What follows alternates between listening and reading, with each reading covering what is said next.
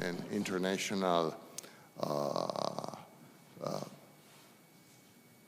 war which brought the worst of humankind to the stage. During that war, however, a lot of people worked and fought for establishing again freedom, and this brought to the 1948 Declaration. Again, in this period, I think it's fundamental finding people willing to work and to take care of this aspect of our life, which is so important as human rights. And it's important that we keep it on the international stage. And when I read the communications and the speakers today, I saw something which is fundamental: communication and engaging, bringing the issue of human rights to public at the international level. It's really something important to take care of it. Also, this workshop is helping to keep alive attention and to strengthen the perception of the importance of the role of human rights in a modern society.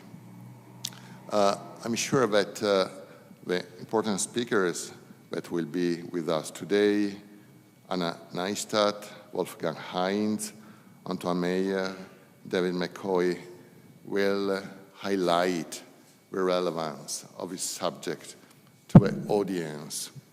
And only by taking advantage of these people and all of you are working to bring a human rights perspective in international context, international perception, international frame, will be able to give more strength, more relevance to this subject. And I'm sure that this will help to enhance the perception also for the general public of this theme. Let me conclude, first of all, wishing best success to this second part of the workshop. I'm sure it will be. And quoting another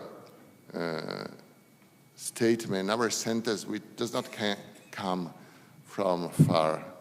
It comes from Naples, and it comes from a playwright whose name was Edoardo De Filippo, who stated, "Ad affinia nuttata." Yes, we're living bad times, but the night is going to end.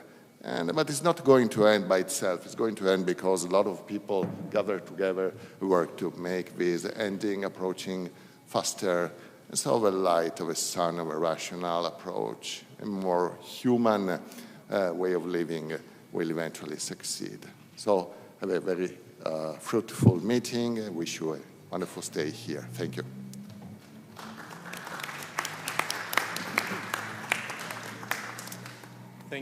Thank you very much. So my task today is to chair this final segment, whose title is Needs and Expectations from Human Rights Research, the view from non-academic sectors. And actually we have at the floor today representatives of some crucial stakeholders in the field of human rights research, those who are supposed to benefit of human rights research and use them in their special, particular sectors in the field in which they work. So, for example, when NGOs, global NGOs, have to steer global actions in the field of human rights, advocacy in the field of human rights policies and so on. And we have a representative from Amnesty International today. When national institutions have to contribute to the planning of human rights policies nationwide and to monitor how these policies are being implemented by our governments. And we have a representative of national human rights institutions. And then, of course, human rights research is supposed to support also the application of human rights in individual cases. And we have a representative from let's say, the court system, the legal system, in particular, those courts who deal with the rights of migrants or asylum seekers. So I'm very pleased to introduce the speakers of today. So following the list we have in the program, they are Anna Neistat, who is Senior Director for Research of Amnesty International.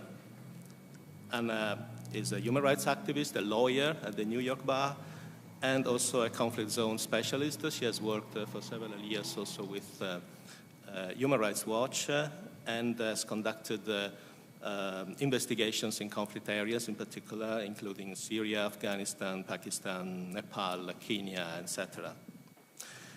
The second speaker this morning will be Wolfgang Heinz. Professor Wolfgang Heinz, professor of political science, is a member of the German Institute for Human Rights, where he's also responsible for international security policies and the United Nations human rights system. He has been a member of the CPT, the Committee for the Prevention of Torture, the Council of Europe, and also of the Human Rights Council Advisory Committee in Geneva.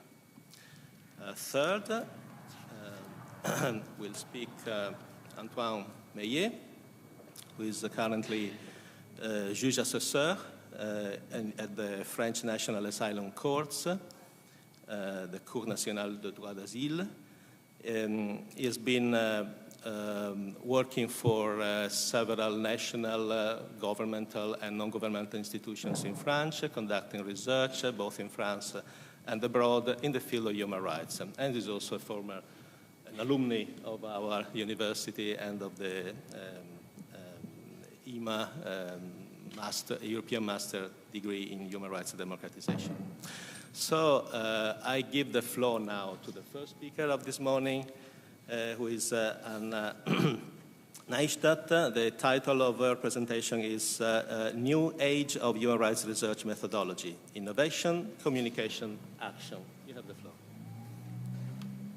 Thank you very much. It's a pleasure to be here. And I understand there was an incredibly rich and interesting discussion yesterday. So in my presentation today, I wanted to share with you a little bit how we at Amnesty think about our research, our investigations, and how we are changing our approach to make sure, first and foremost, that we use research as one of the tools for change. It has been a shift in our understanding. I think we used to be ourselves much more academic, if you like, in our approach. And of course, when we look at every research project from the prism of its impact, ultimate impact on the human rights situation in a given country, it does force us to think about what should it look like, how do we present it, and other issues. So I do have a lot of technology, which I hope doesn't fail us today. So I would just start with some of the key challenges that we are trying to address. So for us, of course, one of the, just running quickly through them, and I probably won't have time to go into all of them in detail or in the ways in which we address them in detail, but that probably will be a helpful overview. So one of the first challenges is simply access to information. In some ways, human rights organizations are becoming the victims of their own success. The more influence we have over policymakers, over decision makers, governments, international organizations, the more it means that the perpetrators are basically taking note and are trying to make sure that we do not have access that, and it means both physical access to the countries, to the regions where we're trying to conduct investigations, but also various tampering with our access to information, our ability to speak to people even remotely, and so on. The second issue related to the first one is simply the higher threshold for evidence. And I have been in this field for 20 years, and it has changed. The requirements for how we conduct our investigations have changed, partially because we are no longer faced with just simple denials or silence or dismissal from the governments or other perpetrators that our investigations focus on, but we face alternative narratives. This whole notion of fake news. The perpetrators don't just hide the violations, they really create a full-scale alternative narratives to challenge our findings. And that means that we constantly have to improve and innovate to be ahead of the curve. Another issue is, of course, information overload. It's not enough to just produce a powerful investigation. It's a challenge to make sure that the results get known to the public, but also to those who have the leverage to change things. And so it's the question of using new channels of communication, new channels of information sharing, which quite honestly many of us are learning about as we go. It also requires a completely different levels of audience analysis. We cannot just assume that putting a report out there online means that it's going to reach the audiences that we're trying to reach. Another big factor, I guess two related factors that determine how our research changes is the diversification of human rights actors.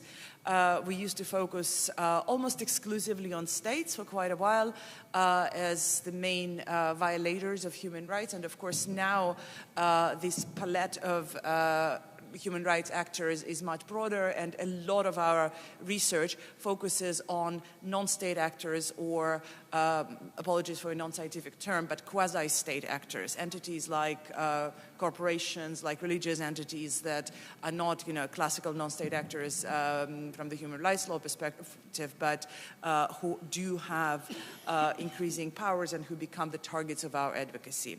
And I guess the last of the challenges is just the dramatically changing advocacy landscape, where we can no longer rely on our classical, traditional targets for advocacy, where we really have to go above and beyond to understand and research advocacy, not just finding facts on the ground. So some of the things that we're trying to put in place to address those challenges. And I'll just run through the list very quickly and then focus on some of them in a little bit more detail. So one is our crisis response program and tactical research and analysis team. This is all about being more agile, being on the ground as violations happen before evidence disappears. I'll talk a little bit more about that. The second one is being closer to the ground. Amnesty has undergone a major transition called Global Transition Program, which basically meant distributing our presence around the world, which obviously has implications for research. Another area is innovation, using technology through Technology and Human Rights Program, but generally introducing new methods of investigation, new methods of presenting information in our research. Exploring various ways of essentially remote research techniques. If we're challenged by our ability to access a particular place, we are looking into both physical ways of getting there, which may not be what we used to do before, but also various ways of collecting information remotely, be it by talking to people who fled the area or using various technological tools about which I will say a few words. Evidence management, making sure that we collect and preserve our evidence in a systematic manner, because more and more often we are being called up to testify at national and international tribunals. More and more often the evidence we present are being asked and challenged, even some of the evidence that we have collected 10 years ago. And then, of course, in terms of the outputs, how we present our information, how we communicate with different audiences, we are experimenting with different outputs and ways of presenting information and various ways of researching our advocacy targets and dealing with them. So, in a little bit more detail, I wanted to start a timer and I forgot, so please stop me when I'm talking for too long. First of all, our crisis response program, this is something fairly new to Amnesty, but over the last couple of years, we basically formed a fully staffed crisis response program that includes highly experienced researchers that can be deployed on a very short notice to any conflict or crisis situation. The key to this program is real-time research, advocacy, and communications. And this is not something entirely new, but it's also not something that human rights work or human rights research used to be about. We used to go on the ground, collect information, come back, spend 6 months writing a report, release the report, then proceed with advocacy. Now it happens within days or sometimes even hours. We have support from various specialized experts. Some of them are staff members, some of them we employ on a need basis. These are experts on military and weaponry, on technology, on forensics, medical experts, and so on. And finally, we have what's called TRAT team, Tactical Research and Analysis team, which deals with things like satellite imagery, video verification, and other remote sensing techniques. So what I'm going to do now is try to, in terms of to show you just what it means in practice, this crisis response team, I'm going to try to show you a very short, few minutes long video, which basically describes what this crisis work means in reality. أول ضربة ضربوه هنا ها شوفي الضربة أول ضربة ضربوه هنا الضربة الأولى ضربوه هنا. My name's Tarana Hassan. I'm the director of the Crisis Response Program at Amnesty International. Our work is not just about carrying out timely field investigations. It's about ensuring that the evidence that we collect gets out to decision makers in real time, and we create the type of momentum that gives decision makers no choice but to instigate change and hold perpetrators to account. الضربة فيهم جت تمزق. When Senior Crisis Advisor Donatella Rivera was in Iraq with the Secretary General, they started to hear reports of an ad hoc detention centre. It was hundreds of men and boys in cramped, completely inadequate facilities. There was hundreds of eyes peering up at us from these sort of ghostly pale faces. You could see that scared look in their eyes. By being there on the ground and taking that evidence in real time to the local authorities as well as directly to the Prime Minister of Iraq, Amnesty International was able to generate enough pressure to actually release over 500 of the prisoners.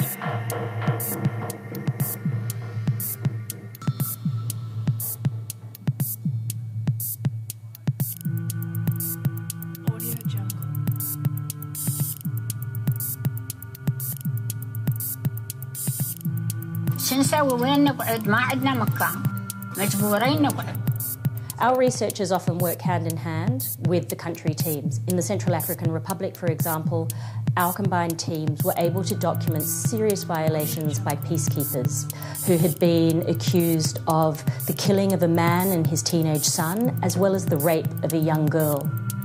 We immediately went about verifying the information, getting that information into a press release and releasing that to the world's press and to the UN and calling for answers. And that resulted in the head of the UN peacekeeping operation in Bangui being removed from his post. Our commitment to crisis response has always been beyond just responding to the issues in the headlines. It's also about ensuring that we're putting forgotten conflicts and crises back on the agenda. One particular conflict that we have focused on in the last 12 months has been Darfur. In 2004, our headlines, the newspapers, the news were all full of stories of horrific abuses coming out of Darfur. Over the last decade, we've heard less and less. Today, we hear nothing. Our team has been researching horrific abuses in the Jebel Mara region of Darfur in Sudan.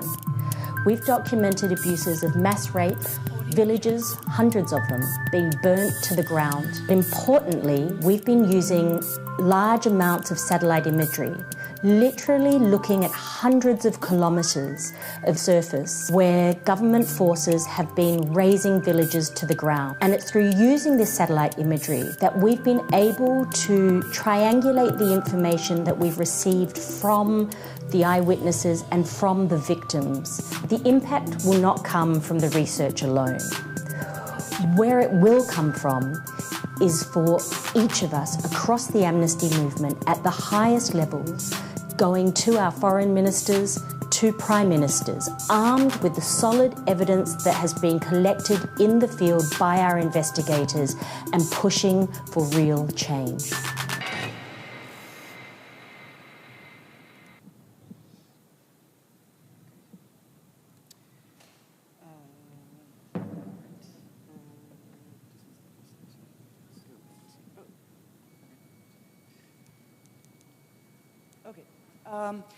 So this was just to give you a sense of what it looks like when we apply this crisis response strategy to real-time situations. It is important to note that it does go hand in hand with this global transition program that I mentioned. I will not talk a lot about this, but basically, I know there was a lot of discussion yesterday about being closer to stakeholders, making sure that it's not the research on, but research with. And this is a lot of the thinking that went into this global transition program. When we decided to establish regional offices all over the world, we now have 12 plus, and by plus I mean we have some that are kind of more sub-offices than full-fledged offices, but essentially all of our Africa work is now done from Africa when it comes to research, campaigning, and advocacy, obviously with the links to global programs, but all of that is done in 3 of our African offices and so on.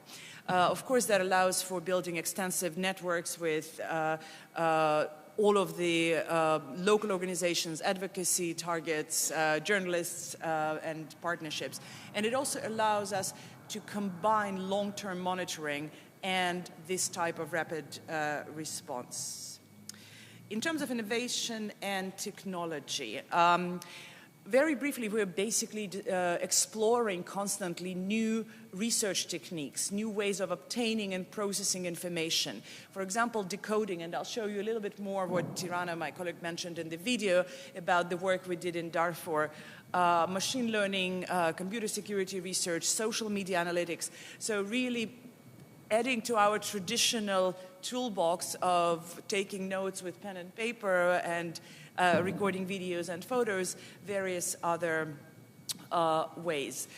We build partnerships for innovations when we don't have expertise in-house, such as, for example, working with organizations like Forensic Architecture, and I'll show you a quick example of that.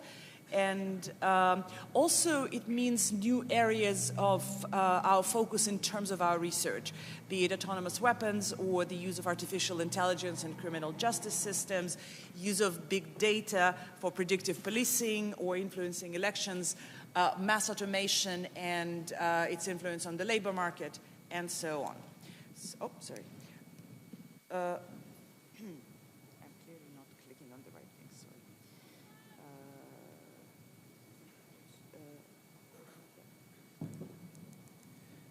Okay, so just a few more words on this project, which was called Decoding Dark.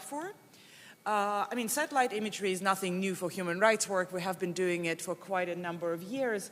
But here, the challenge was just the amount of data that we had. We have hundreds of kilometers that we wanted to investigate. We had satellite imagery for hundreds of kilometers, and the idea was to look into the number of villages that have been destroyed during conflict. There are no real maps, there is no real access, so that was the only way to do it. So essentially, the way we approach that is by dividing this into very small tasks and asking our members and volunteers to participate in the decoding. They were given training online, they were giving very specific guidelines on how to do that, and basically they went on kilometer by kilometer comparing the before and after images. And then of course there were lots of kind of safeguards in the system and the algorithm that made sure that that no one particular decoder can define, so there was all combining and comparing on how it's done, but essentially they were looking at before and after images and had to determine whether or not there have been any changes in what they see, and they were given particular ideas, particular guidance on what to look for, and also, some kind of false imagery that they might see or take for what it's not. And the result was quite fascinating. First of all, just in terms of the engagement in research, right? In a participatory research, if you like. So we had people from 147 countries participating in this project. Altogether, 28, almost 29,000 volunteers who submitted more than 1 million tasks. They were covering 283 square kilometers every hour. And decoded in the end, this area that you can see there. And just to give you a sense, the total number of hours contributed was more than 9,000, which is essentially an equivalent of someone's working full-time for 4 years. And we basically did it in a few weeks. And then we had to stop, partially because we did not have enough data to give them. People were decoding much faster than we could provide the results. Okay, so this is just one example. Another example is this. And if you find it interesting, I strongly suggest, I'm not online here, but if you go online, it's much more interesting to see it. So if you go and see, basically, it's a Naya prison model. So what we were looking at, it's part of our investigation into human rights violations in Syria. As you can imagine, we had very little access. And so we were focusing here on the conditions in this infamous prison where lots of people have been tortured and executed. But the problem was, of course, we didn't have access to this prison. So what we did, we interviewed former detainees, and they worked with our colleagues from forensic architecture, and basically what they were able to do is by playing sounds and showing them different images, they were able to build this 3D model, and it also has sounds, where if you go online, you can essentially walk from one room of this prison to the other to see what it's like. Moving on quickly. Video verification, that's a very, very important, and much more than that, but video verification, as you know, now we get a lot of information from so-called citizen journalists, or we call it citizen evidence. So we set up what is called Citizen Evidence Lab, which on one hand allows us to use all these enormous amounts of information, but at the same time to put safeguards on making sure that we can verify and authenticate it.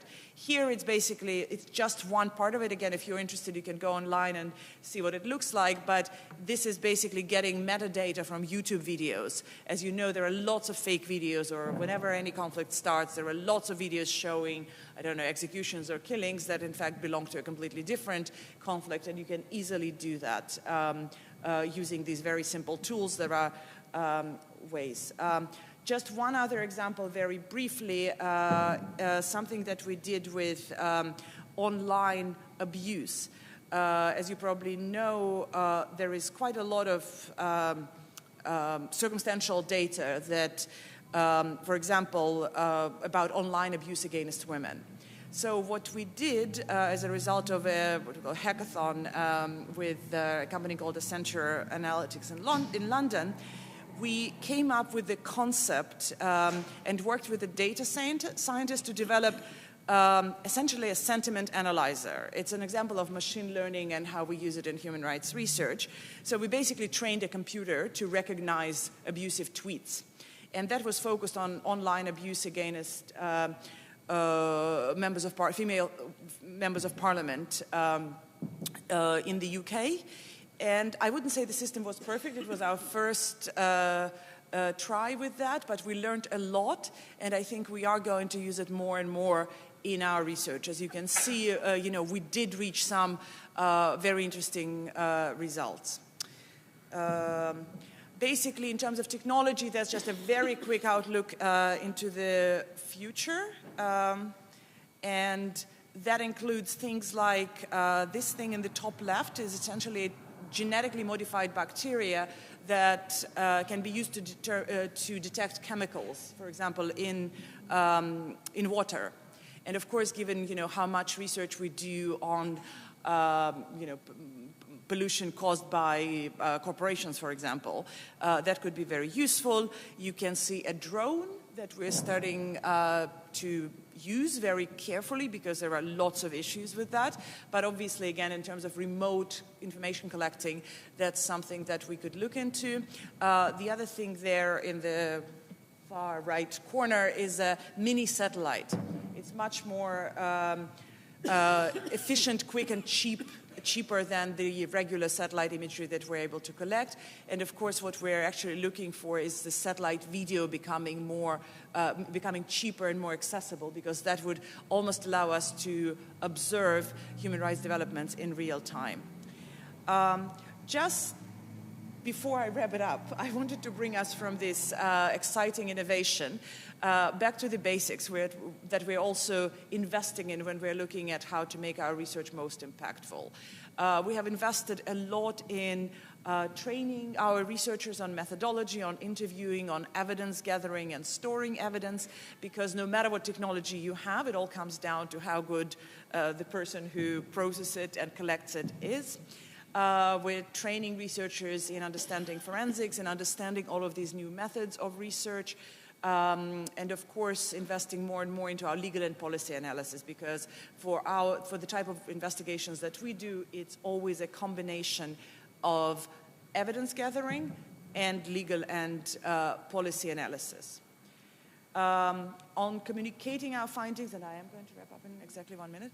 On communicating our findings, the key here is basically moving away from our traditional ways of presenting information, which used to be these 150-page reports, which had, let me put it mildly, limited readership. So we're writing fewer and fewer long reports, although sometimes we do. So we're not going to move away from this format, but we're trying to combine it with other forms of presenting our information, obviously blogs, op-eds, press releases, media advisories, but also more and more audio visuals, story pages, video and photo presentations. We almost always, when we release a big report, produce what journalists call B-roll, so raw video footage, because this is what makes it much more attractive to electronic media, to TV in particular. Of course, engagement with social media to present our information, but also to engage in advocacy. And just engaging with different media outlets. It's really no longer about the New York Times and the Guardian and a couple of other big outlets. And finally, back to where I started. It's really seeing the research as a tool for change, which means very carefully selecting priorities, having a very clear theory of change attached to every particular project, mapping our advocacy targets, selecting accordingly the focus and the scope of our research, deciding what we are not going to do, doing research, as I said, on advocacy per se, so starting with what is that we're trying to change before we're actually going on the ground to collect information, coming up with very specific policy recommendations, and if you compare the recommendations in our reports now to what we used to write 10 years ago, you will see a very significant shift We're trying to be much more pragmatic, much more practical in what we're recommending. And finally, introducing monitoring and evaluation systems, which I'm sure all of you who work in the field of human rights research know how difficult it is to measure impact, but we are trying to come up with solutions to address it. Thank you. Thank you.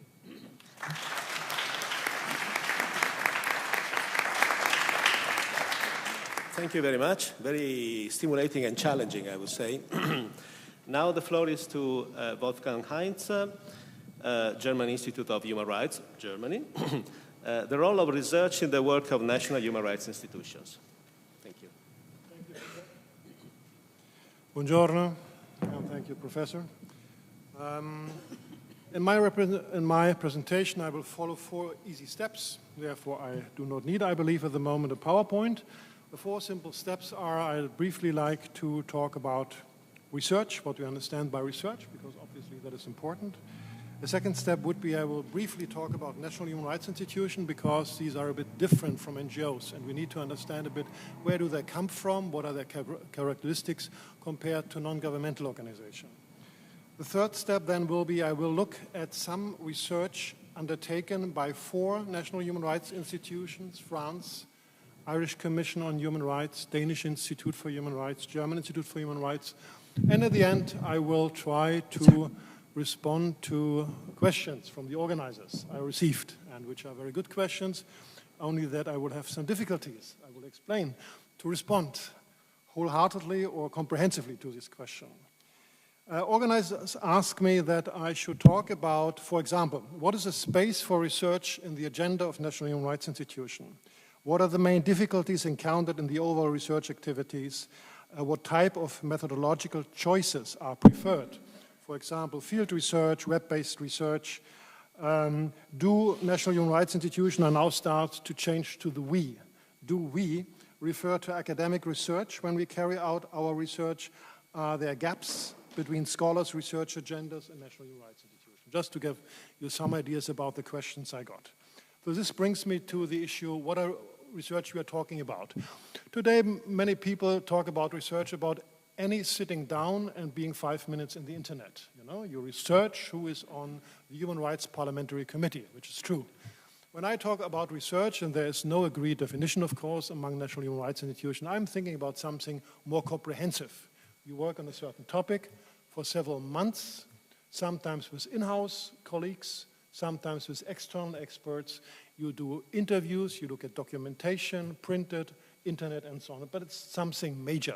It's not a thing of an hour or one or 2 days. Number one.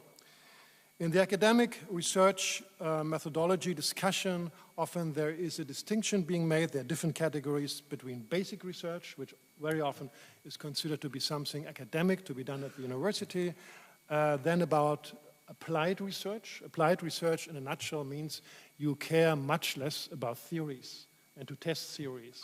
You have a certain idea, you know the academic decision, you want to find out something more practical about a certain political problem, come up with practical proposals, and leave a bit out the 400-page books as a result. You have usually a short result of 50 pages, 100 pages, but you do not go into the entire theoretical debate about certain issue areas. There's then a distinction often made between quantitative and qualitative research, as you know. And then there are many other categories, just to mention some: descriptive research, analytical research, empirical research, clinical or diagnostic research, and I leave it to you to go into more detail, but these are some of the major differences. When it comes to national human rights institutions, I would say, and here comes the first caution, caveat, that we don't have an overview what research exists in national human rights institutions. These are more than 100 in more than 80 countries, and they're just starting now over the last 3-4 years to network. But there's no easy list that I can tell you. They have been undertaking 250 research projects of this type or that type, because simply the data are not there, and the research on the research has not been carried out. But having looked at some of the national human rights institutions, my impression is that essentially we are talking in this case about applied research. We are talking most of the time qualitative research, not quantitative research. We are talking about short-term research, meaning 5 months to 8 months, but not 3 years and not 10 years or whatever. And we are talking about policy and legal research. Policy and legal research means you look at a certain human rights problem in a given country for a period of time, and you have always clear target groups. And the clear target groups comprise the government of the country, government institutions, and the parliaments. And sometimes, in addition, it involves civil society, which also needs policy advice, and sometimes it involves and affects academic research. Most of the time, at the end of your brief research studies, you have recommendations to government and parliament, sometimes also to civil society and academia. Then, depending on the general theme, contributions from other disciplines, apart from political science and legal research, are included. For example, you may have a study, as we have in Germany, a study on human rights education or right to education. Obviously, then you involve education experts and intercultural education experts, perhaps. Or you have my specialization, research on internal security issues, international security issues. Then you need political science, international law, something regional experts, Middle East, for example, or South Asia, when you look at some countries. Or you look very different at patient safeguards in psychiatry.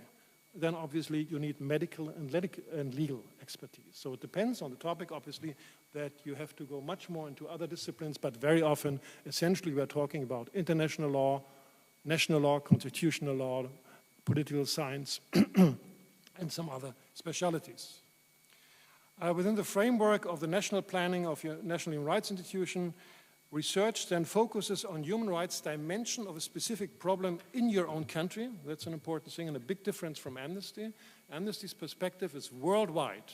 When I talk about National Human Rights Institution, as a name denotes, we are looking at our own country, at our own government and our own parliament. It's a big difference from the normal international human rights approach. And some, very few national human rights institutions have international programs, but very few. The usual focus is on your own country. And then recommendation always go to government and parliament. Is research published? Most of the time research is published, but sometimes it's not published. I'll give you just 2 examples from my own background. About 2013, we did a fixed-term contract on arms exports. And this person were literally running around to all members, to all parliamentary factions in parliament, to specialists in the ministries of economics, of defense, and so on, and talking about arms, German arms exports to other countries. What is the situation? Where are the problems? Where there could be reforms? Where there is consensus? Where there are dissenting positions? And that was a very interesting study, which I felt we should not publish, but which helped me a lot and other colleagues in the Institute to then pursue the issue of arms exports and human rights, which is a highly political and highly difficult issue, not only in Germany, also in other countries. Or we did an internal research project on how human rights is seen in German parliament. And again, we talked to all parliamentary groups and wanted to understand what is the role. Is it a nuisance? Is it helpful? How were actors perceived to work on human rights, including the Institute, to get a bit feedback that you do not publish the next day because you do not want to tell exactly to whether you talk, to whom did you talk exactly. What did A say, what B say is not very helpful when you yourself are involved in lobby work and trying to influence the situation. So just some example. But usually research is being published. That brings me to the characteristics section, characteristics of National Human Rights Institution. National Human Rights Institution, if you look at the website of the United Nations, your Office of the High Commissioner of Human Rights, perform core protection issues such as the prevention of torture, degrading treatment, summary executions, and so on, play a role in advancing all aspects of the rule of law, including with regard to the judiciary, law enforcement agency, correctional system. So this is a formal language.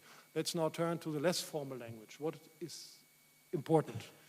National Human Rights Institution, the idea comes from the 1993 World Conference on Human Rights in Vienna, should serve as a bridge and could serve as a bridge between government and civil society. That is a bit the basic idea. So they're not just part of the civil society, NGOs, which need, of course, money and need sponsors and need collection of funds and everything. But you get money from the state, and the expectation is, as a national human rights institution, that you work independently on human rights problems in your own country. And that can be difficult, no question. There might be some countries where governments try to put pressure on you because they give you money. And so the expectation is, if you give you money, you get certain results. I'm fully aware of that. But usually the idea is you get a regular sort of financial support from a state so you can do serious professional work on human rights, and you should help to bring together, to get discussions between state and civil society about human rights problems in your own country. That's the basic idea. Why is this important? Why the United Nations invented that concept? I would say probably, I've talked to some of the people who were involved in that, because very often there are very considerable tensions between governments and NGOs. The tensions come that NGOs regularly criticize, not to say attack governments, and that governments exactly feel like that they're constantly being attacked, and so both sides decide to shout at each other, which is sometimes useful, but for a longer time it's not particularly useful, because if you're being slapped and shouted at, there's little political will to change things. You need sometimes some discussion, open discussion, critical discussion, no question, but you need to move beyond shouting and just attacks and get something practical to be done. So the idea about that perhaps professional work on human rights by national human rights institutions with experts could help in that.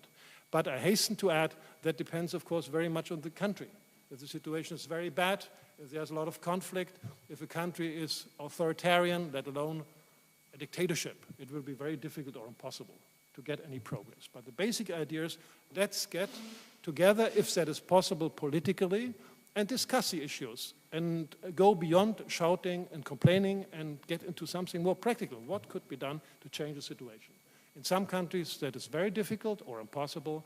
In others there's a certain chance to do that. So these are some national characteristics. These national human rights institutions have been grouped together in something which is not very well known because it's a bit specific. It's called the Global Association or Global Alliance of National Human Rights Institutions, GANRI, which has regional alliances in every big region. That means Africa, Asia Pacific, and Europe and Latin America. So they are grouped together, and they are starting for the last 4 or 5 years to exchange much more information. And they have also decided a list of 8 common themes on which they work, which is not easy because the logic, just to be clear again about it, of national human rights institutions, we are not identical institutions or groups, amnesty groups or whatever, but every institution has their own, let's say, profile and their own history. So you do not look always at the outside, at other countries. You look at the inside of your own country. And that means that you have 2, 3, 4 different models of how institutions are institutionally crafted. Just to give you the obvious example, in Scandinavia, in Germany, we talk about institutes of human rights, which have to ask for a formal process of being certified by an international body. In many countries in the global south, in Northern Ireland, we are talking about Commission on Human Rights, including in France, which means you have elected commissioner, which is a different system. Commissioners sometimes represent, like in France, NGOs and other institutions. In other countries, they are just commissioners appointed by parliament or government. So that's a different concept. In other countries, you have types of national human rights institutions, how shall I say, who are staffed a lot by, let's say, former civil servants. They're coming very much close, let's say, from state administration and government. And in other countries, you have more people who are academics or have been involved in the academic institutions. So what I'm trying to say is you don't have the identical model in every national human rights institution, but it depends on the country and the national experience. And that can be sometimes helpful, and it can be sometimes a bit difficult in some countries. When it comes to common projects on the international level, that is the Global Alliance of National Human Rights Institutions, there are, to date, very few research projects, properly speaking. I found one, for instance, there is a research project, how national human rights institutions would engage with sustainable development goals, which is an important issue where there's also some cooperation with the United Nations Development Program.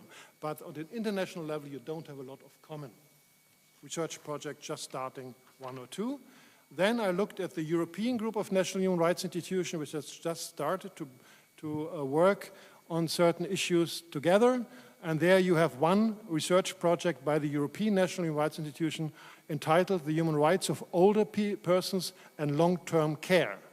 And as part of that, National Human Rights Institution in Belgium, Croatia, Germany, Hungary, Lithuania, and Romania have come together to carry out an intensive monitoring within their jurisdiction. What is the situation of older persons and long-term care? That's an interesting topic in itself, and also because steps have been undertaken by the United Nations to work towards a new convention on the rights of the elderly. It has also a relevant dimension when it comes to norms. When we look now at the French Consultative Committee, I'm now moving on to the national level, I give you just one example. They have published 2007, 2008, a major study on diplomacy and human rights. So they have looked essentially at French foreign policy and have developed and have talked to people and were asking what is the place of human rights in French foreign policy. And that is a booklet. It's not just 5 or 10 pages. And in addition, they have published an opinion on French diplomacy and human rights, which contained 8 specific recommendations what French human rights promotion of human rights should include, and I'll give you just 2 or 3 examples. They were asking for a specific French human rights strategy aimed to reinforce coherence of diplomatic action. They have been asking for, they should have a special annual report on French foreign policy and human rights, and they have even asked, which I discovered only recently, to set up a French Institute for Human Rights. Just noted. I move to the next national experience, which is the Irish Commission on Human Rights, not Institute. I found interesting, again, 2007, they published, and that was not an easy thing, a report, Extraordinary Rendition, a review of Ireland's human rights obligation. So the French one, the French experience was you look at your own foreign policy, Ministry of Foreign Affairs, relevant factors, policies, objectives, and so on. Here, they looked in the wake of the discovery that the CIA had abducted a number of people, obviously terrorist suspects, from European countries back into Arab countries. They looked at the specific situation, what happened in Ireland, let's say. How many cases were the controls? Why did controls did not work out? And a major report, they came out with a number of criticisms and proposals to the Irish government to ensure that this should not happen again. So that was part of a sort of a major move at the moment. There was a special big investigation by the Council of Europe of these, I call it, CIA abduction flights. And there was a major investigation by the European Parliament. And then in some countries there were also some action on that. And we also published in Germany a report on that and tried to inform the general public about these not so easy to read Council of Europe and European Union reports. So that is Ireland.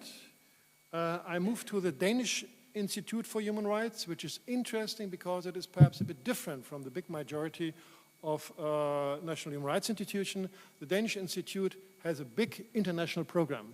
They get a lot of sources from the Danish Development Agency, DANIDA, and so they have development cooperation projects in a number of countries promoting and protecting human rights, including full-time staff and so on and so forth, which is unusual, which other national human rights institutions don't have.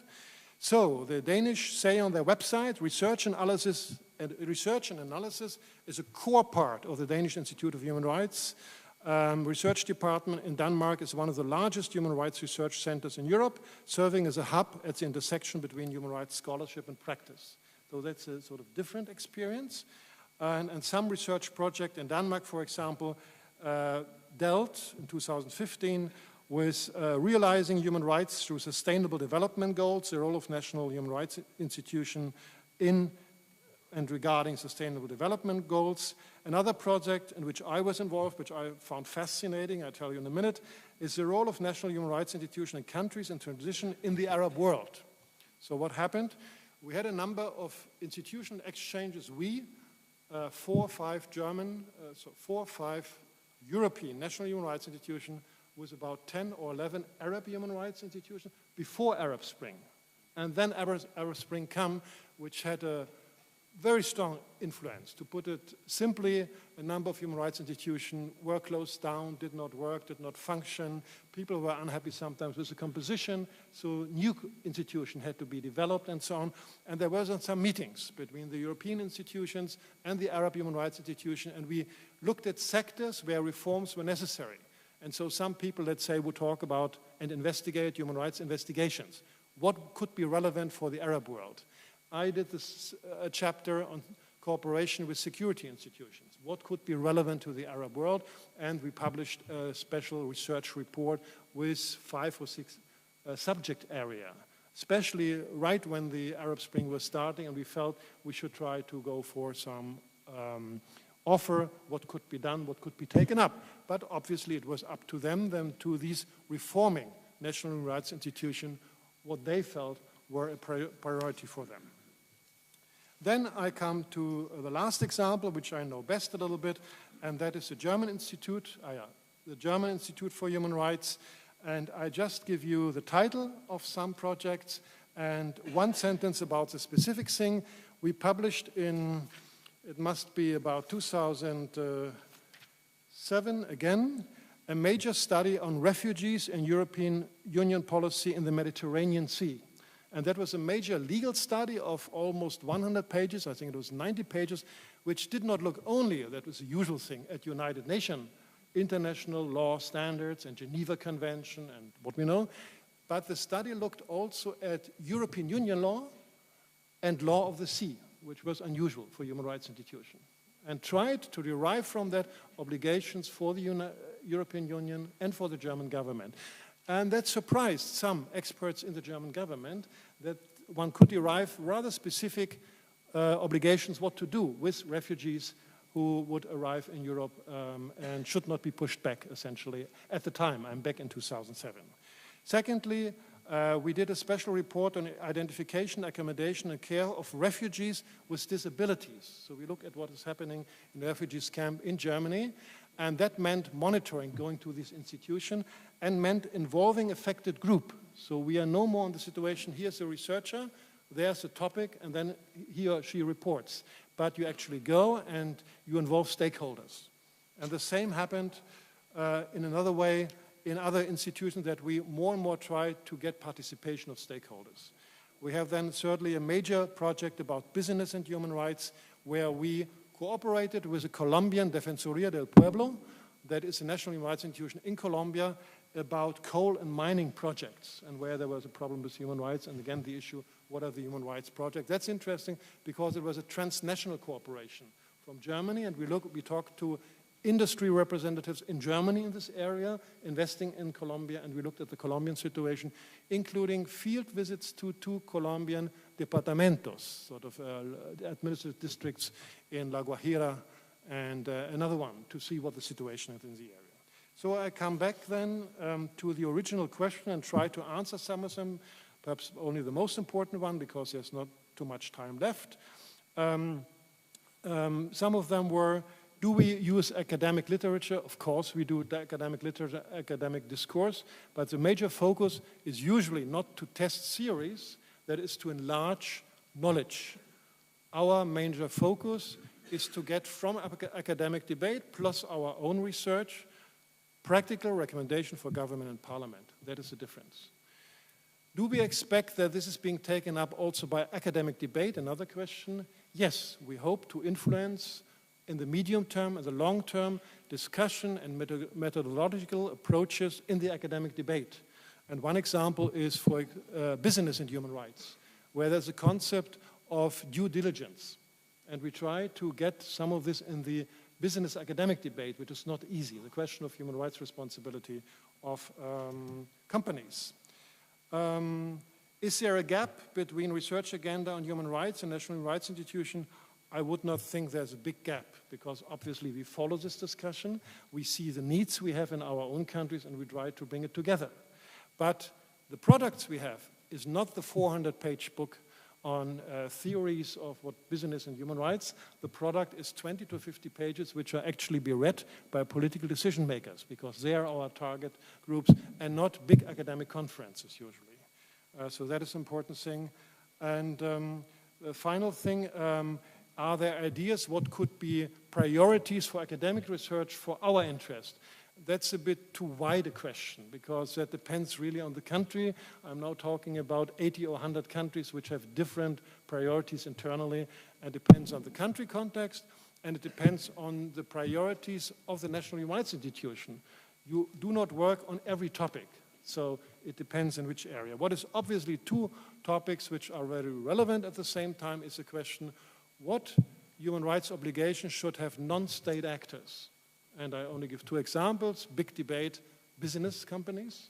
There's a big forum in the United Nations every year, for example, and there are not 50 people coming, there are 2,000 people coming, or 1,500, so they're a big conference. Should there be obligations? Which type of obligations? Who monitors it? And another non-state actor, very different, are non-state armed groups. Non-state armed groups, what should their human rights obligation be? So that is a big topic. And the second issue which is relevant is human rights obligations and actually monitoring in armed conflict situation. Why is this a problem? Just in one sentence. Because humanitarian law has almost no monitoring mechanism. There's no systematic information like we have usually in more peaceful situations about the human rights situation, because you have an international investigation committee in Bern, which exists, but nobody invites them, because you need the invitation from the conflict party, and that simply does not happen. There are some attempts to get monitoring mechanism in the international humanitarian law, but there's massive political opposition by the countries who have problems and who are human rights violators in a number of countries. So with that, I end my presentation. Thank you.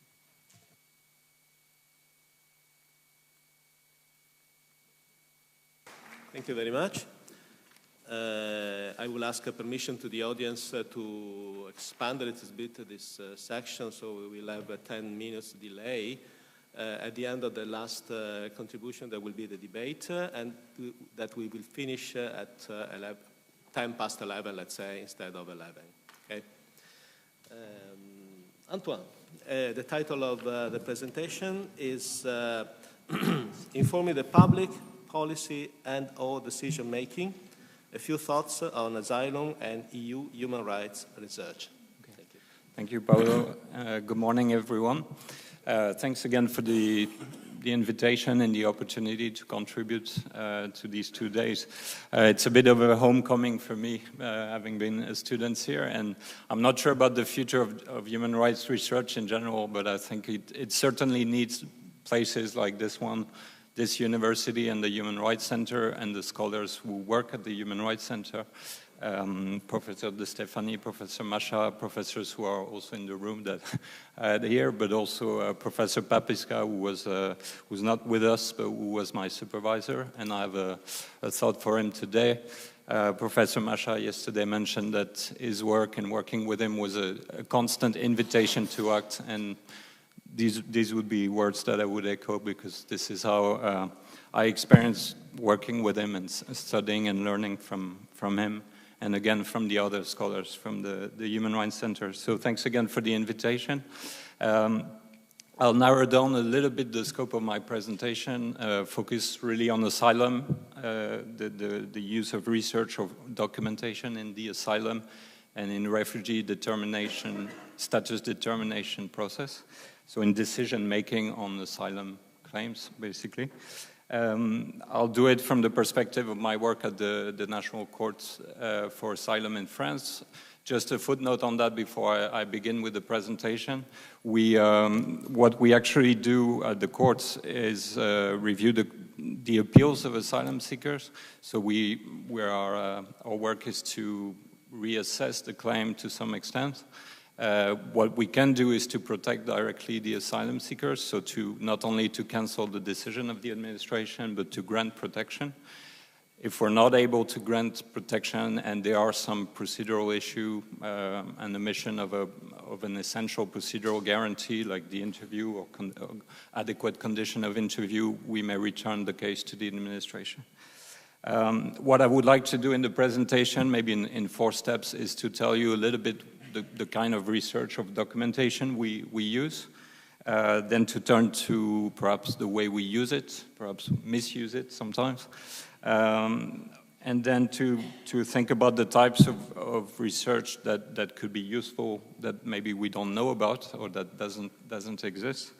And then to conclude on the EU, moving out of the courtroom to think about the research agenda within the European context in the field of asylum, given the context that we have today in Europe.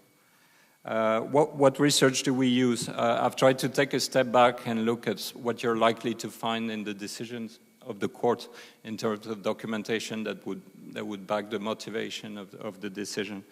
I'll start with in-house material. We have reports that are produced by the courts, sometimes jointly with the administration, reviewing the claims of or examining the claims of the asylum seekers.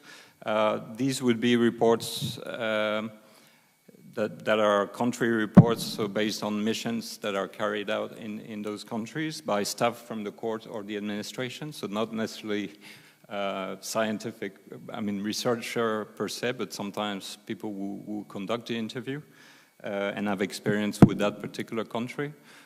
So you would have, we had recently reports on Congo, DRC, on Nigeria, Bangladesh, Kosovo, so it's also focused on the countries from which we receive a significant number of claims.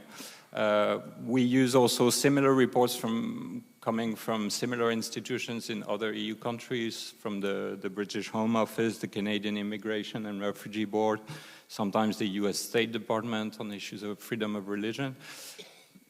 There would be much to say, and I'll come back maybe to some of the limitation of that kind of work, but right away, I'd like to say it's work which is, I said, focused on countries from which a lot of claims come, but also it's focused on the problematics and the issues that we get in the asylum cases. So if you take Nigeria, the report would have a section on Boko Haram related issues. It would have a section on trafficking, because we get a lot of issues with women being trafficked into Europe and into France for sexual exploitation, and who may meet the criteria of the Geneva Refugee Convention.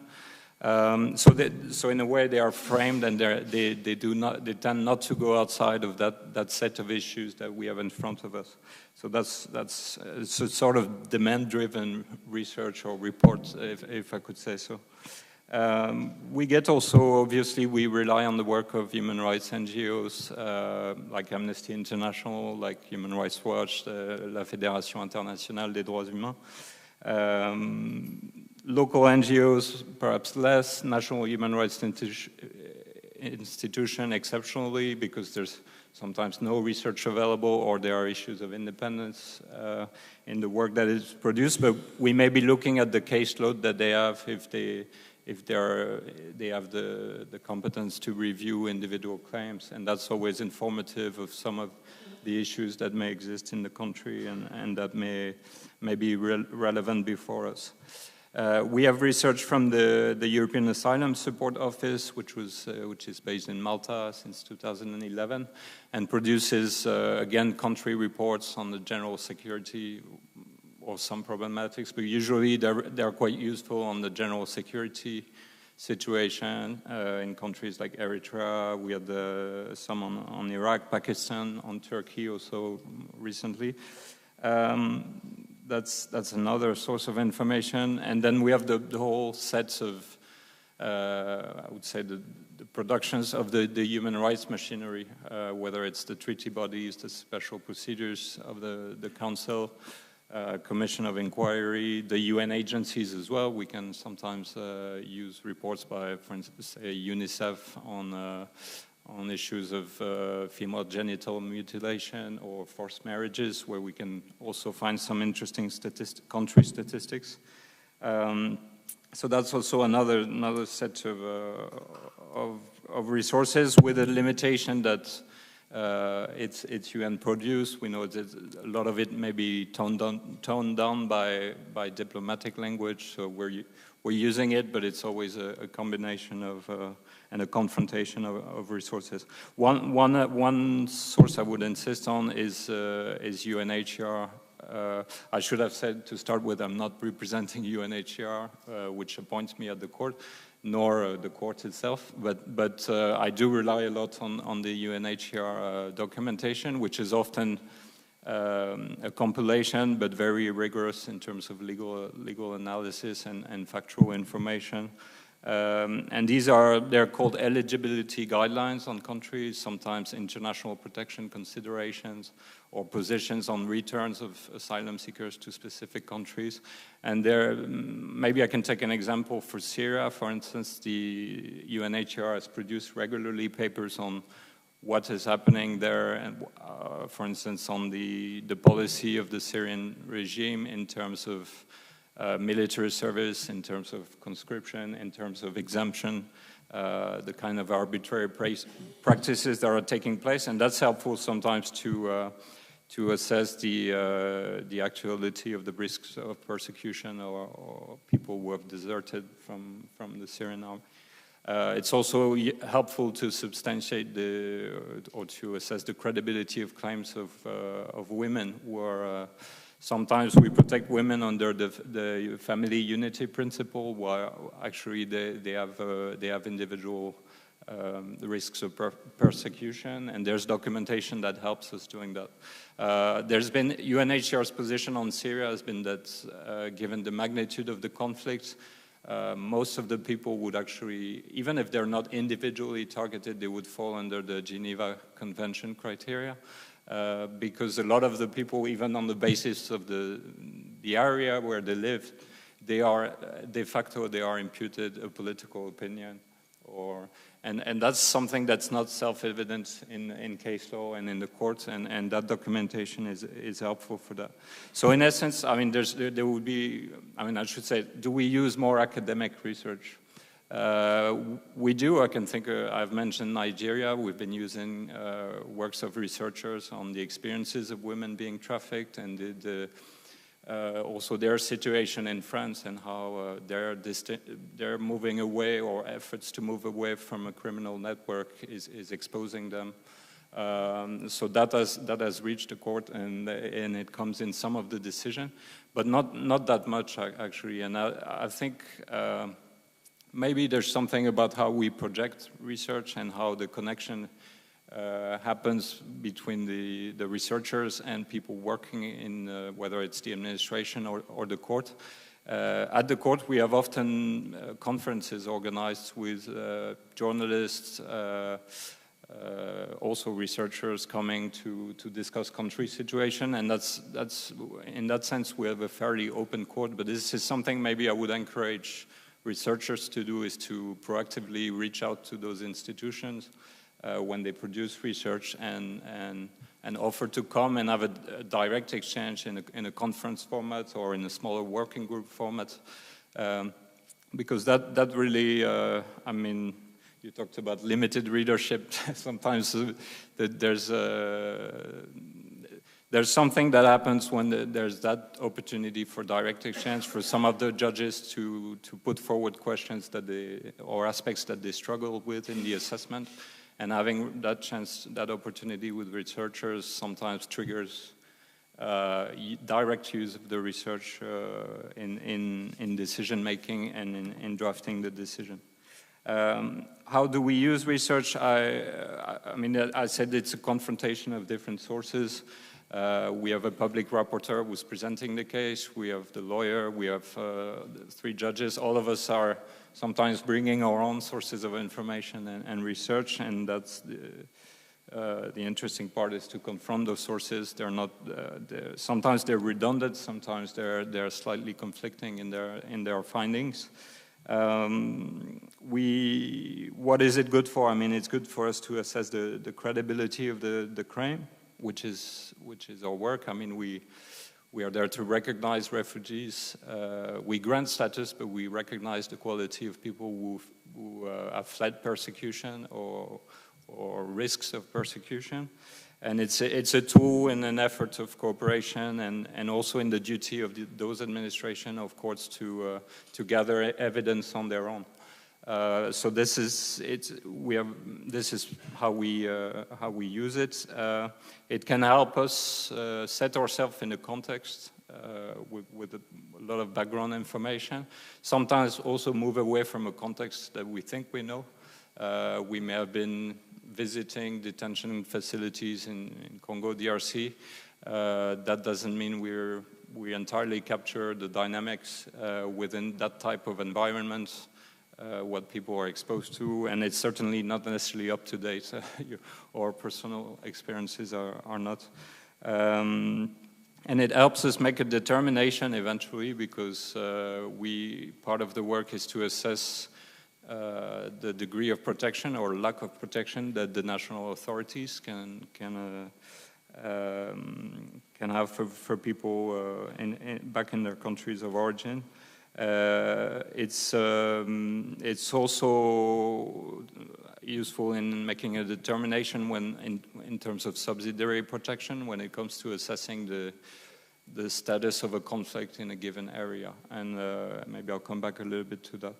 But I'm taking the time to move on maybe a little bit on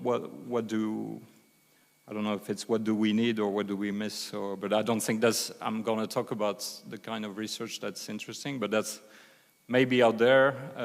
Maybe it shouldn't be designed for the particular purpose of refugee status determination, but it would be interesting for us. I mean, UNHCR is saying that we call it country of origin information. It's a broader term for that. Relevant documentation must be independent, reliable, objective, obtained from various sources, precise, and up to date. I was saying up to date. That's definitely a challenge. You were talking about real-time research and trying to produce material which gives an accurate photography of what is happening. And that's when that's the time when we examine, when we review the claim. That's where we need to look at the actual risks at that time. Sometimes that's a bit of a challenge. Even on Syria, we're missing the latest updates sometimes, and that triggers some discussions about what is happening. And I've seen sometimes some of the administration relying on. Say even to determine the belonging of someone to a particular ethnic group to research from the 70s on cultural practices, and you would think sometimes that's a little bit outdated, and there's a risk in trying to find a match between the documentation that we have and the particular accounts, the individual account that we get from the asylum seekers. Reliable and objective information. Research. I mean, I think you talked about more in-depth research being something that people spend a few months on, at least. That's definitely something that we need. I think the research or the reports, country reports that I mentioned from the institution, usually it's staff going to a specific country for about 10 days, doing a lot of interviews, but in the end with a limited panel of people. Authorities, including the judiciary, the police, political parties, if that's one of the field of interest for all cases. But I think it usually falls short of anything that you would call reliable scientific data, because it doesn't allow for a lot of confrontation of viewpoints between the different actors locally. There's not a lot about the perception of the people in the country on the protection that they can obtain from their authorities. So there are a lot of shortcomings, and I think we need more in-depth work on specific areas.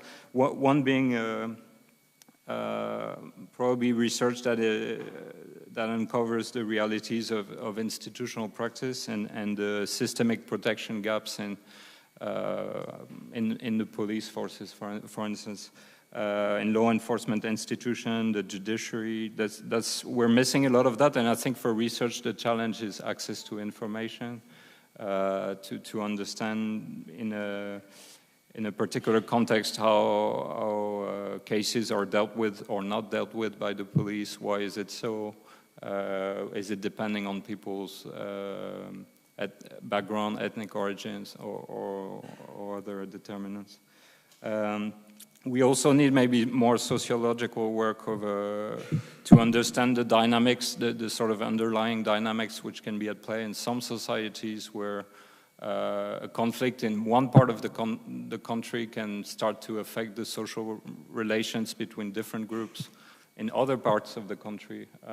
On paper, it looks like the risk would be circumscribed to the area. I mean, if you think about Ukraine, for instance, where the conflict is ongoing, perhaps actually it has implications in other areas, and that's very hard to capture from existing research. Also, in terms of security, if you think of Central African Republic, we make a general security assessment. Is it are civilians exposed to a high risk of persecution, just as in their quality as civilian?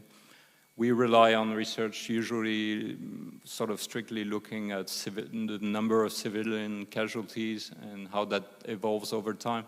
I think there's a lot to be challenged here in how we make those assessments, what kind of research we use, or what kind of time frame we use to consider that a specific situation has improved. And I think that's a field for researchers to engage as well, and to challenge maybe the assessment that countries or those institutions make. If you look within the EU, a lot of countries would make a different assessment of security situation in conflict zones at the moment. And it's sometimes obviously not entirely based on research, on facts.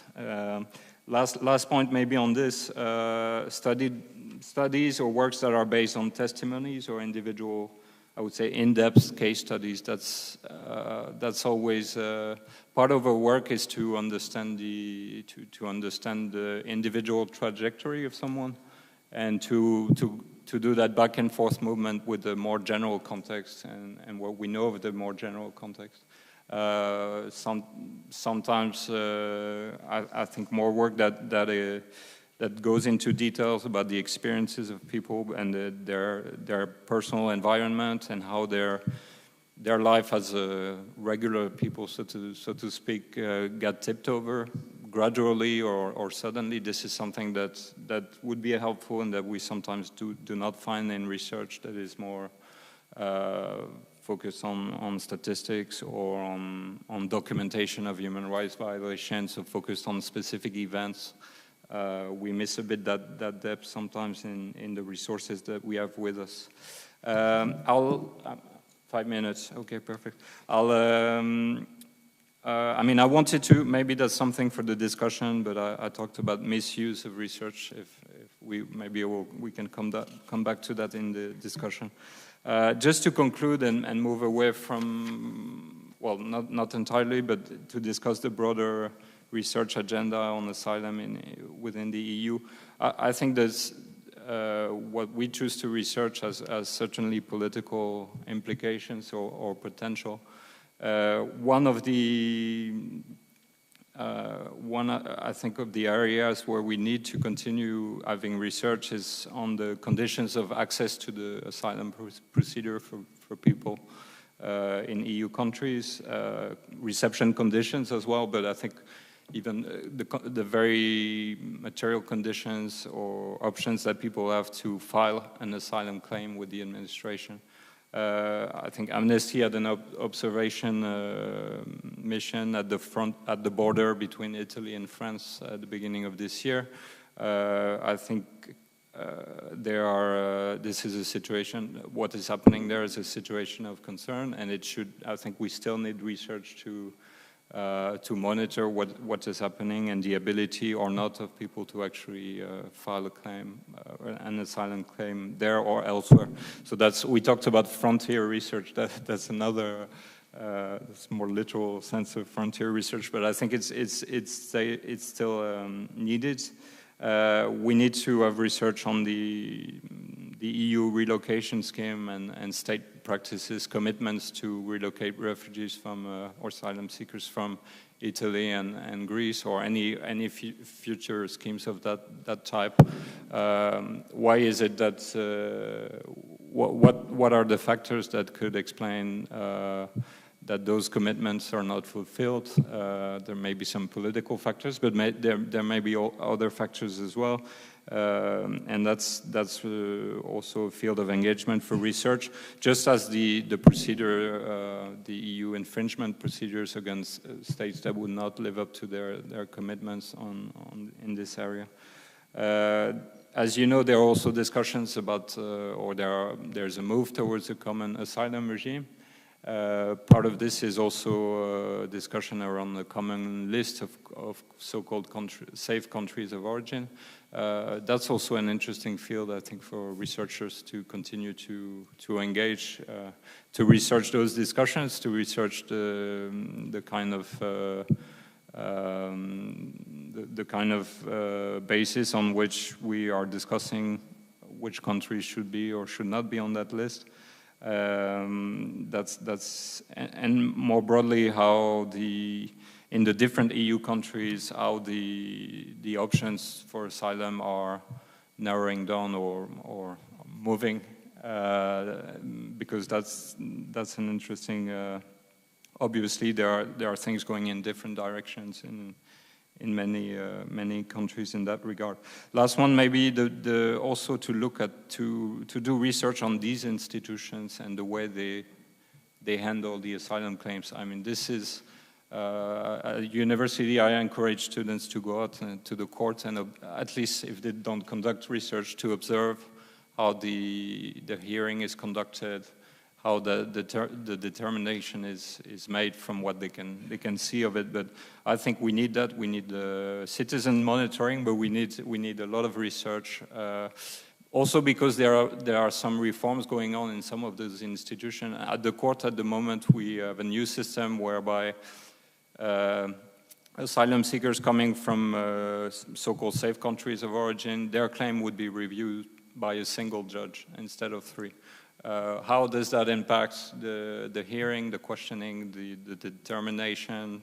You can look at it from different angles, from the statistical point of view in terms of outcomes, decisions. But this needs to be, I think, to be researched, and also because it can influence. I mean, it can have an impact on training. It can feed into policy discussion and public debate, and I think that's very, very important. Other things to say, but I think I'll leave it at that and to the discussion. Thank you for your attention. Thank you very much, Antoine.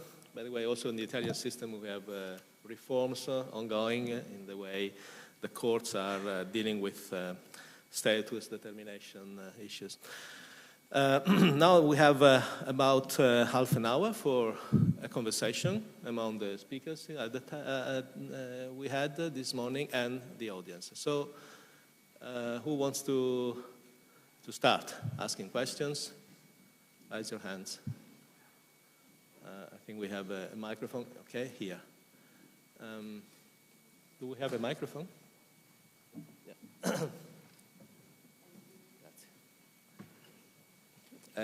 Over there.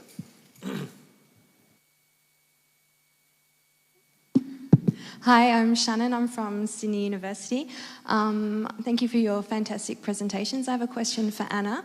I was just wondering if you could speak a little bit more about communicating your investigations truthfully, and also reconciling the role of the state government, and that you might be expelled in certain situations, particularly with regards to giving testimony at international trials and dealing with those kind of legal issues which are particularly serious, and how you can reconcile those two with being neutral and independent. Thank you.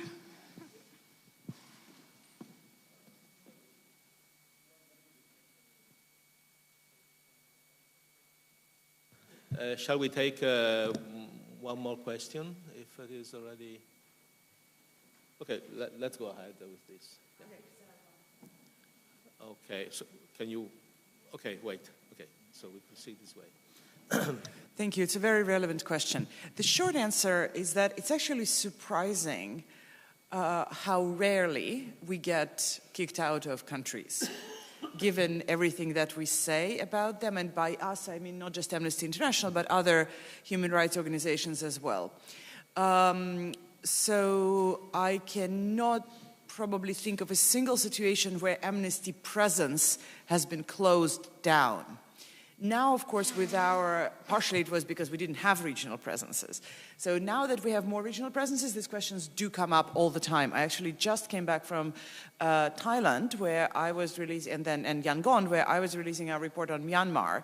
Our previous attempted press conference in Thailand was basically shut down, because it was focusing on the Thai government. This one, they allowed to proceed because it was on Myanmar, but we had these discussions till the last day, whether we would be able to proceed. And of course, if we were not able to proceed, it would be a big question whether we can maintain our presence at all. So it is a very delicate balance. I would say there are more situations where we are prevented from entering the country, or our individual researchers are being, if not formally deported, asked to leave or not allowed to access specific areas. And again, I always take it as almost as a compliment, as much as, it's a huge hassle and sometimes a security risk. It means that what we do matter. But it's always a very careful balancing act to ensure that our desire to be present closer to the ground, as we say, does not compromise our ability to communicate our findings truthfully, as I said. So far, we have not made any such compromises, and so far, probably aside from this press conference shut down in Thailand, I cannot think of any major meltdowns, but I think we will probably see more of those.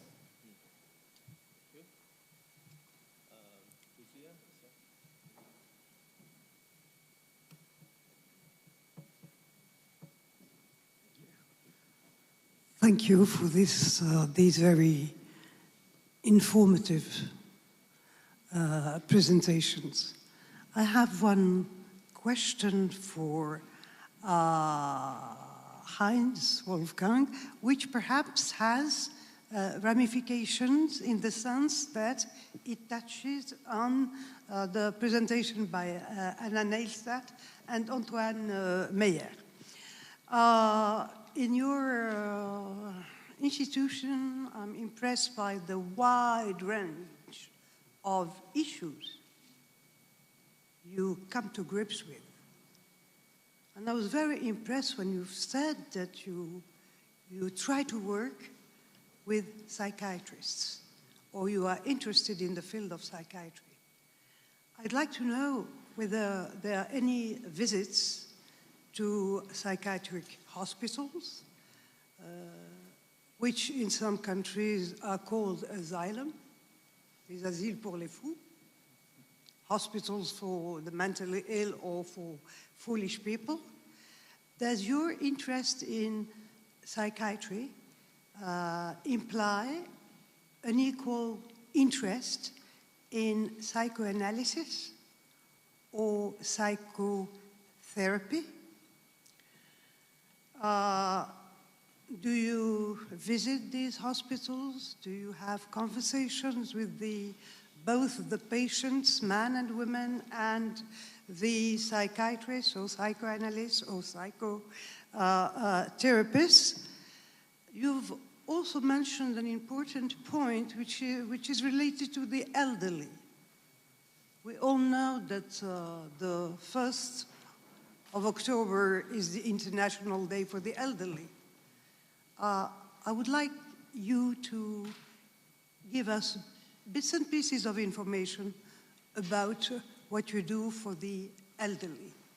And the same question is addressed to Anna Neilstadt. Your interest in mentally ill, quote unquote, mentally ill people. Are there any reports? Is there any research related to this particular problem? And Antoine Meyer, s'il vous plaît, again, to what extent is it desirable to change the appellation? People seek refuge, but they don't seek asylums. This is really a personal point of view, because asylum, and again with its well-known French connotations, l'asile, asylum, has always been attached to l'hôpital, hospital, the 18th century hospitals in France, where there were really asylums, and which contained the mentally ill, the poor, the rogues, n'est-ce pas, Paolo, les voyous? Hein? That's it. Thank you.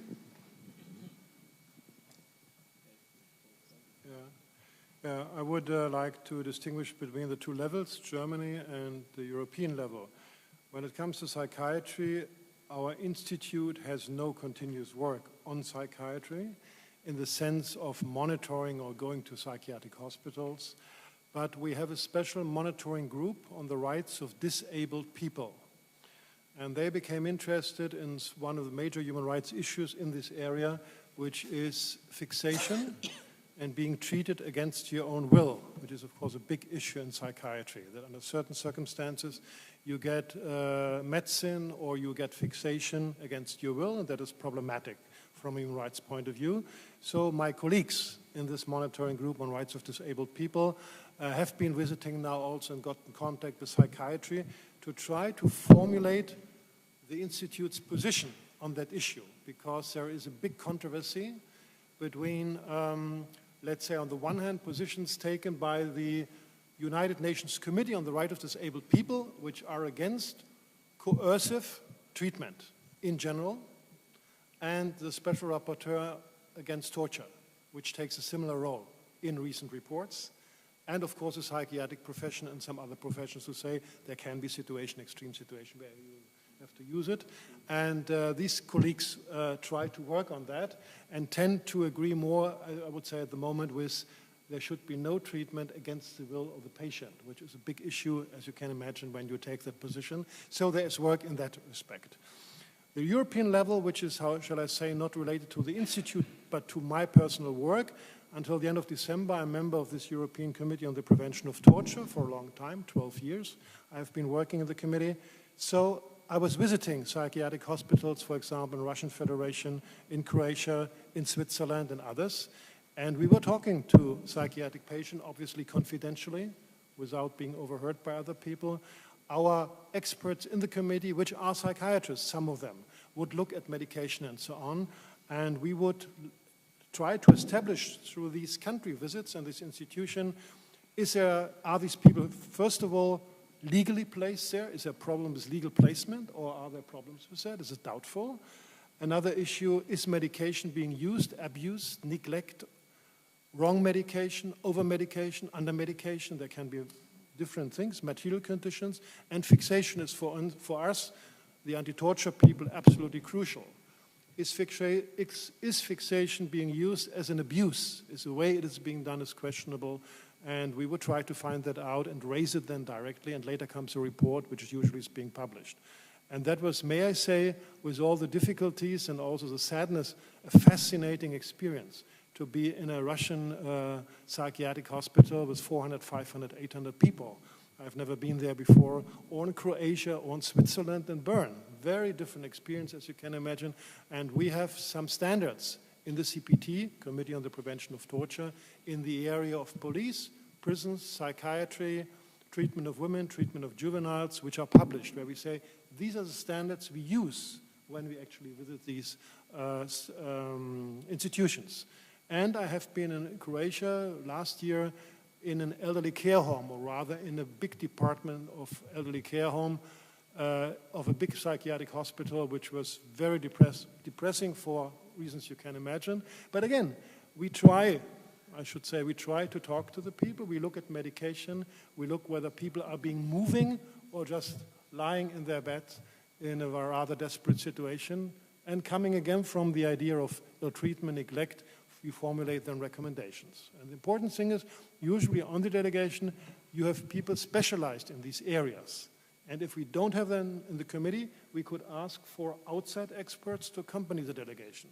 So usually, our people who have experience, or we talk to people who have experience, and we are not the generalists who have some idea, have read, let's say, 2 articles in the newspaper, but usually you have people who have been working years in the area. So that makes an exchange with people from the institution more fruitful, because it's a serious, they feel also that we have people which usually have a good background on these issues. And of course, reform is coming slowly.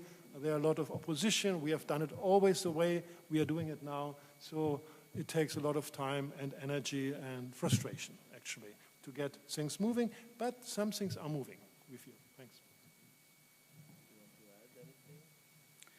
I can just say very briefly, we have very little specialized research on that, partially because we don't have a health and human rights program.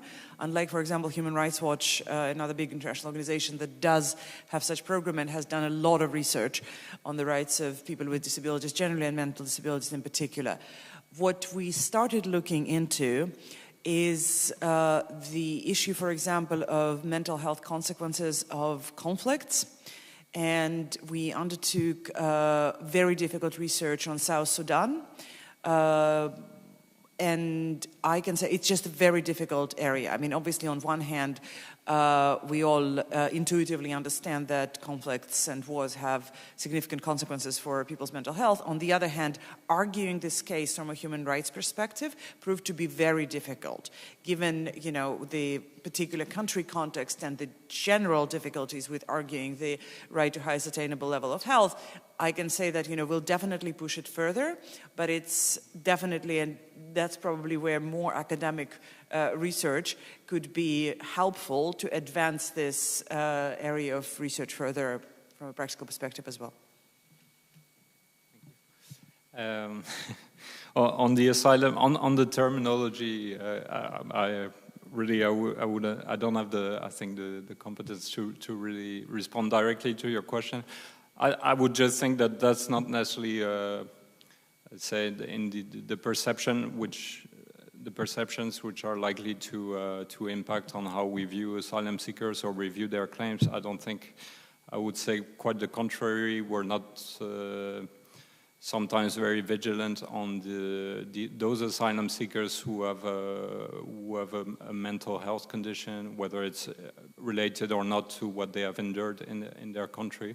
The perception that is maybe affecting the way we review their claims or the society generally perceives them is more the figure of the person trying to abuse the procedures. So I think, so I don't know about changing the terms, I think, but on that point I was mentioning, I'd like to take the opportunity to mention the work of, there's one NGO called the Centre Primo Levi in France, which has done a report study based on also the people that they support. They provide psychological, medical, and also a bit legal support to victims of torture and a fair number of asylum seekers. And they had a report which was issued. They came to the court actually to present it in 2015. Suggesting that sometimes there's not enough attention in what we expect, how we place the bar on the responses we want, the kind of details we want on what people have experienced. And in a similar vein, there's a research from UNHCR which I would recommend reading to people who are interested in that the determination process, which is called Beyond Proof, and it's really an extensive study based on practices of determination in the UK, Belgium, and the Netherlands, and it's also highlighting that sometimes there's not enough attention to the personal circumstances of asylum seekers.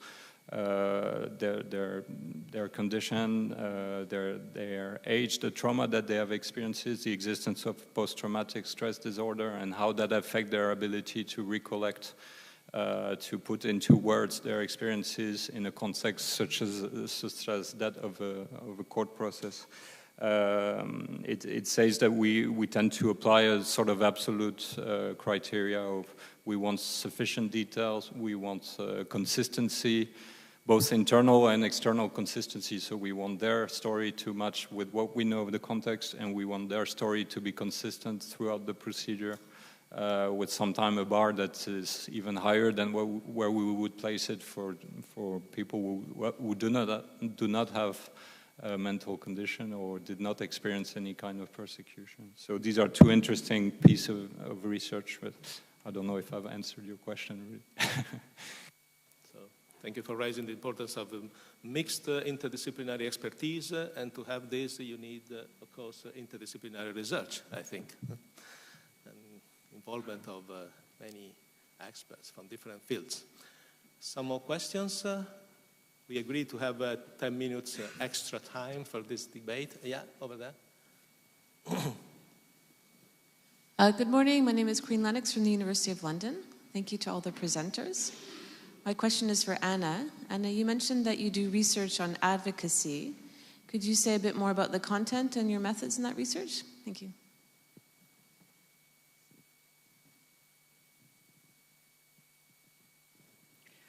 Thank you. And I guess my first response would be that if there is an area where I think we could use significant help to advance the area further, it's definitely here, because it's not something that is particularly advanced or thought through. What we're referring to when we mention advocacy research are several areas: understanding the targets, usually national governments, but also international institutions, national financial institutions. And by understanding the targets, we're usually talking about research, usually within limitations of our ability to obtain this information, but research on their key interests, partnerships, economic, political interests, and so on. The other part is analysis of the relationships between our advocacy target and usually the government, or in some cases non-state actors who are the subject of our research. So, for example, if we're investigating police abuse in the Philippines, we are looking into every country that is providing training and support to the police, of course. But then we're looking much more closely into what kind of training and what kind of support, and that would determine the kind of calls, recommendations that we're going to develop, because, if the only training the country is providing is training them on human rights, or if it's a military on humanitarian law, we probably don't necessarily want to stop this training from continuing, just to give a simple example.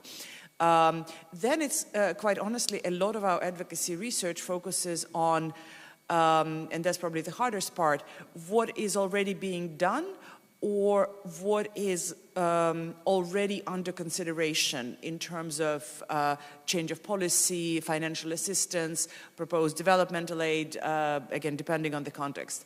And just to be very practical, I've had situations where I would read a report and realize that there is a recommendation there for something that has already been put in place.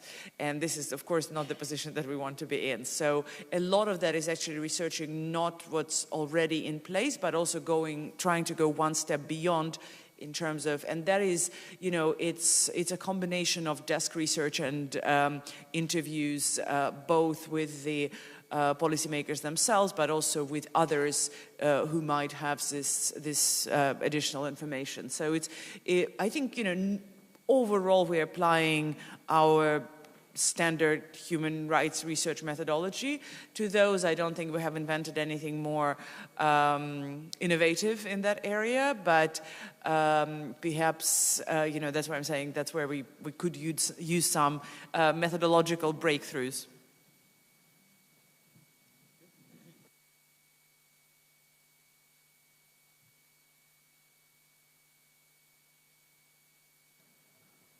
Close this section.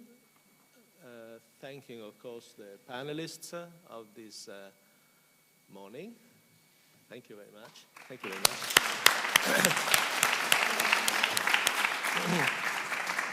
And it's now my task to give the floor to Professor David McCoy for the final speech in this conference. Professor David McCoy, please, from Queen Mary University, London. He's a professor. Okay, yes, sure.